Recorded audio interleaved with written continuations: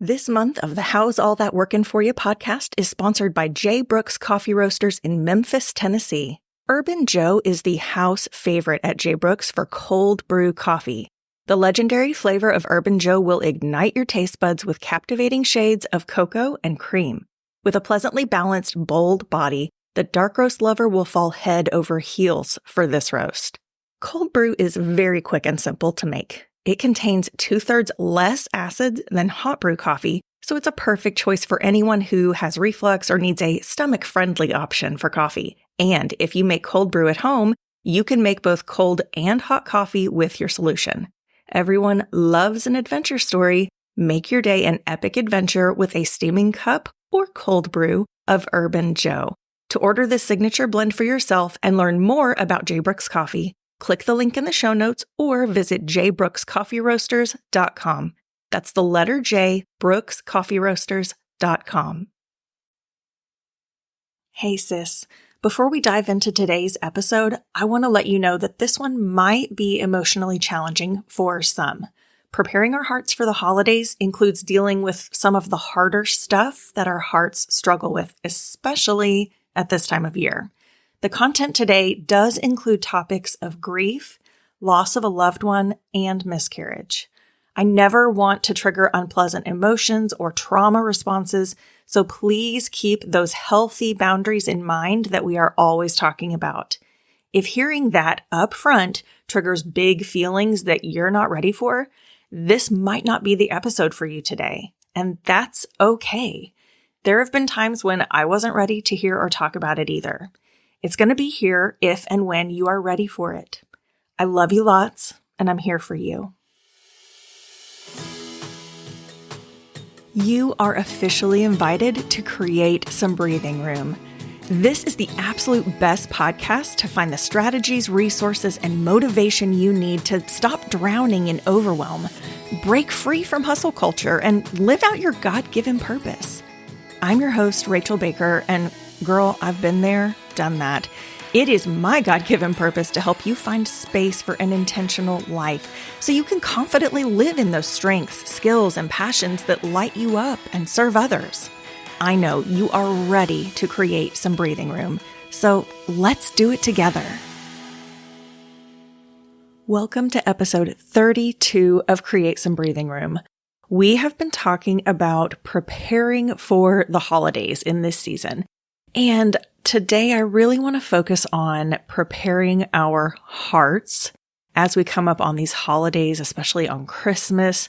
You know, this season focuses a lot on love and joy, peace and hope, but a lot of us struggle to share good tidings and joy to the world because we're entering the holidays with grief, with hurt, with pain of some sort. And this can show up in different ways.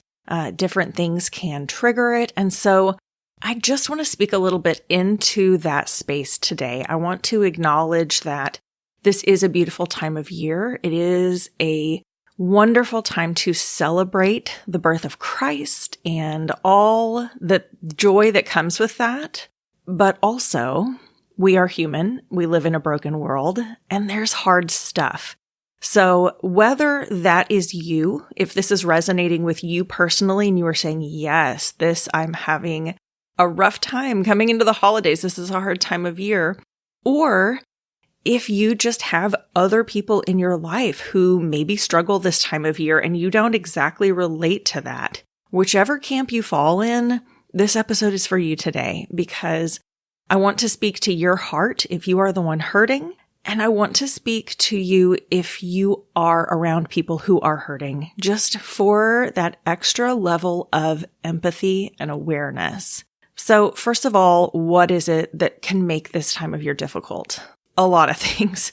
It may have been the loss of a family member or a friend, maybe toxic relationships where you are with people who it's difficult to be around them. Maybe you are single. Maybe you are isolated from your family, and that could be relationally or just geographically. Either one of those make it difficult. And so as far as the grief, loneliness, anxiety, things that can come, the feelings that come with these situations. For me personally, in 2008, I lost my papa on Christmas Day, and that was a hard Christmas to get through. There was part of me who was thankful that his struggle with cancer was over and he was whole and he was with Jesus, which is exactly where he wanted to be. But at the same time, that meant I didn't get to be with him anymore. I didn't get to have any more Christmases with my papa. And my firstborn was only 4 months old. She wasn't really going to know him. And so there are all of those feelings that come with it. And when we come to celebrate holidays with those people who've been around for so many holidays, and then all of a sudden they're not there, there is that moment of grief and sadness, and it's okay. Now, for you, it may not be that someone who was there is no longer there. It might be that you are in rough relationships that are toxic and difficult, and that presents its own challenges. Another piece that a lot of people don't think about if it's not a struggle they have, when it comes to food, there can be a lot of battles internally with food. And this could be, an eating disorder, but it could also be allergies or triggers that really flare up issues that you have. I know for one of my kiddos, we avoid anything with artificial dyes in it, anything with color, the red 40 and blue 1, yellow 5 and 6. We're very familiar with them because with the sensory processing disorder, with the ADHD, those dyes trigger those issues and just amplify everything times 1,000. Well, you know what's really popular around the holidays? Candy with colors in it. And it's such a challenge, school parties or friend parties, all the parties. There are candies and cookies and all these things that have colors. And so he does great in that he has learned he does not feel well when he ingests those things. And he will say, I can't eat those things. But also when all the other kids are eating a certain thing and he's left out, that's hard. And so there are just so many different components to this. I just want to speak into it and say, you're not the only one. I know there are people listening who identified with at least one of the things that I just listed, and every single one of those can make this time of year more difficult. So what do we do with it? How do we manage all the feels and the difficulties and still make this an enjoyable time of year? So first of all, can we just acknowledge the feelings? This is something I've really had to work on personally. I like to logic my way through my feelings. I'll feel everybody else's feelings, but not my own. I don't want to deal with my own feelings. And so just taking a hot second to acknowledge the feelings for what they are and allow some space for them, because stuffing it down or ignoring it is not helping anybody. It's not helping you. It's not helping the people who have to deal with you. Acknowledge it. Sit with it. Don't wallow in it forever, but let it be there for a minute and let it have some space. I do want to say our emotions do get a seat at the table, okay? But they don't get to be the boss who is running the show. They don't get to dictate what you do, how you react, everything about your life, everything about your day. They get a seat. We hear them, we acknowledge them, and we work through them. They don't get to boss you around.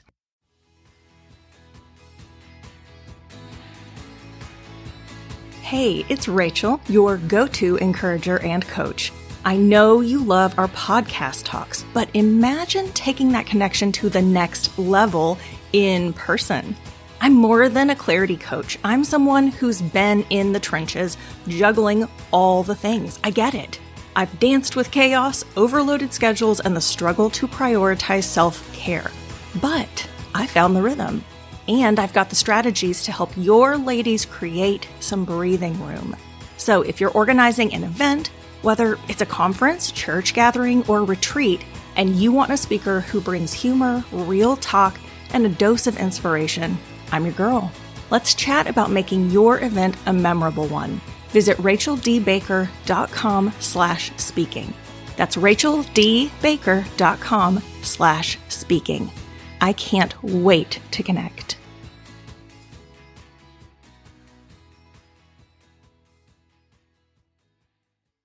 That's just a couple of ways, I think, in a healthy way. Like I said, I'm working through this as well, right along with you. But these are things that are helpful, that help us deal with what we're in, but also move through it and be present for the moment we want to be in.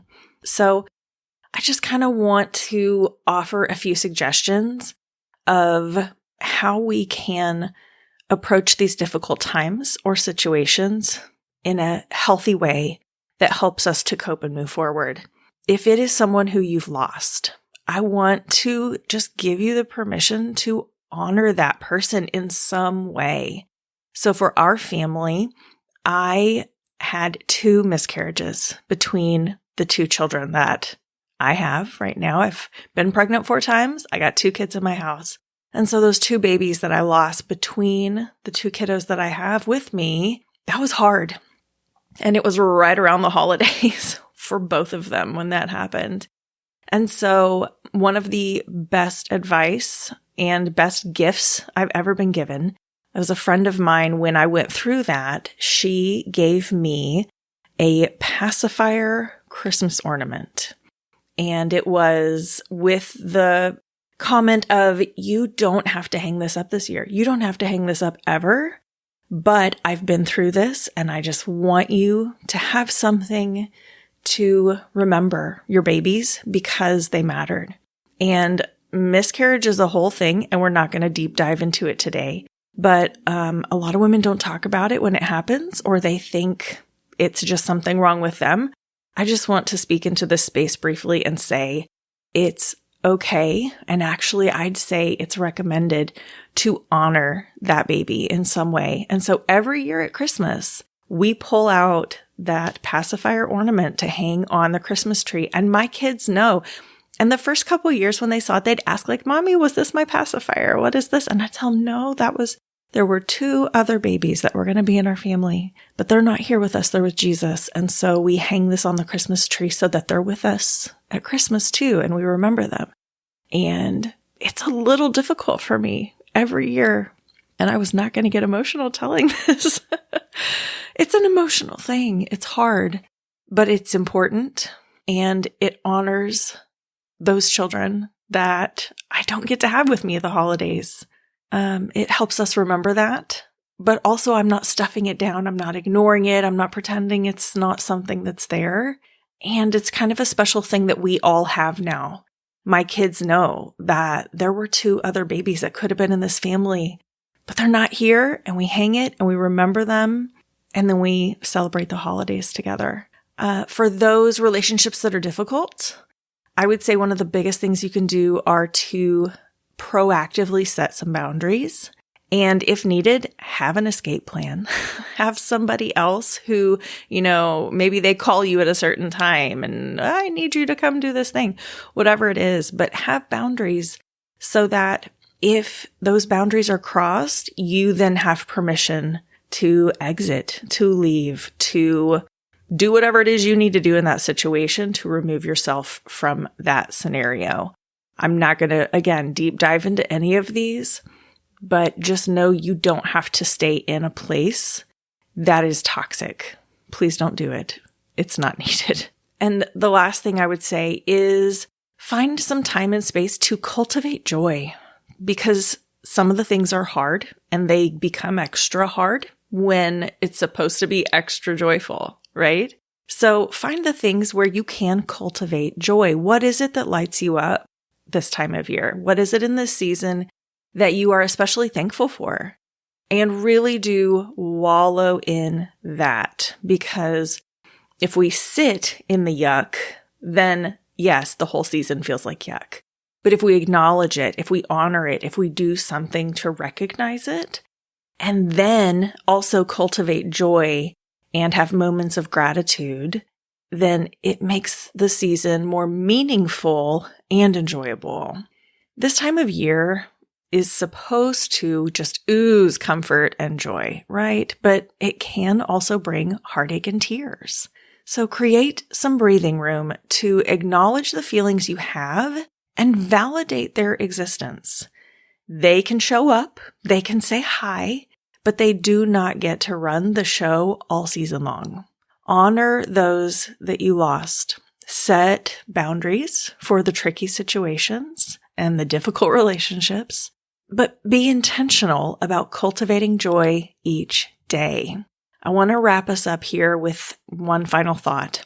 Journaling is a great way to get out all the feelings.